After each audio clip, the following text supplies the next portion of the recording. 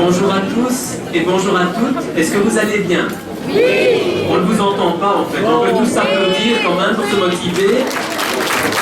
Bonjour. Alors vous le savez ou vous ne le savez peut-être pas, mais le thème d'aujourd'hui c'est quoi? Le printemps. Avec ce qu'on a mangé, ça pourrait? Non, c'est pas ça. C'est comme par magie.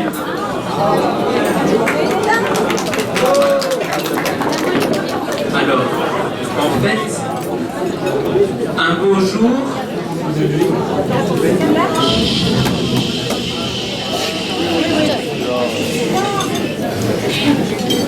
un bon jour, toutes les couleurs du monde entier s'interrogeaient.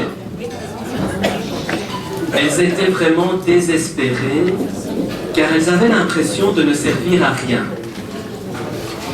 Et leur débat faisait tellement de bruit qu'un éclair de lumière aveuglante apparut dans le ciel, accompagné d'un énorme roulement de tonnerre. Alors, une pluie torrentielle commença à tomber sans plus s'arrêter. Effrayées, toutes les couleurs du monde se rapprochèrent, les unes des autres, pour chercher un abri. Et d'un coup, la pluie cessa. Comme par magie, les couleurs comprirent que chaque fois qu'une forte pluie s'abat, c'est bien l'arc-en-ciel qu'elle forme qui vient tout apaiser.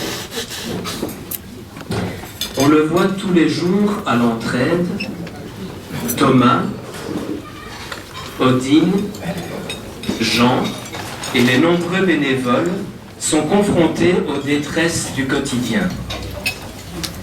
Tout comme les couleurs, on peut se demander à quoi l'on sert et parfois perdre courage. Pourtant, comme par magie, dans beaucoup de signes positifs ou inespérés, on voit qu'ensemble, on est capable d'apaiser la pluie qui touche tant de familles de notre entité. Mais que sait-on d'un arc-en-ciel? De quoi est-il fait? Où commence-t-il? Où s'arrête-t-il? En fait, on n'en sait rien. Une légende irlandaise dit qu'au bout d'un arc-en-ciel, il y a toujours un chaudron rempli de pièces d'or. Chacune de ces pièces d'or étant probablement ce que l'on récolte de positif sur le chemin des personnes. Très étonnant de voir que si on cherche la fin d'un arc-en-ciel de couleurs, on ne le trouve jamais. Comme si toutes les couleurs qui s'investissent dans l'entraide ne disparaissent jamais. En pensant à cela, nous avons la ferme conviction que nos chers amis et piliers de l'entraide, Freddy Blattens et André Cambier, resteront pour toujours dans notre ciel. Et plus on regarde les couleurs se mélanger, plus on puise une force incroyable.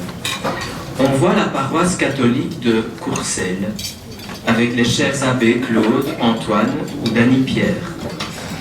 La paroisse protestante aussi, qui est toujours là.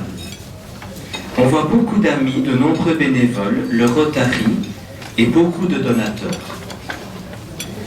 Les partenariats qui se sont solidement développés depuis quelques années entre la commune de Courcelles et l'entraide ont vraiment donné de l'élan à nos démarches.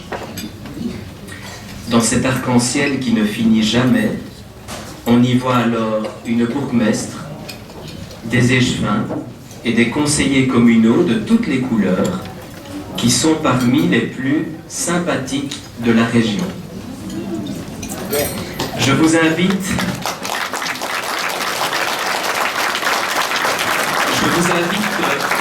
joyeusement ce midi à partager le repas en gardant cette belle histoire des couleurs en mémoire, puisque le philosophe grec Épicure disait Il ne faut pas tant regarder ce que l'on mange qu'avec qui l'on mange.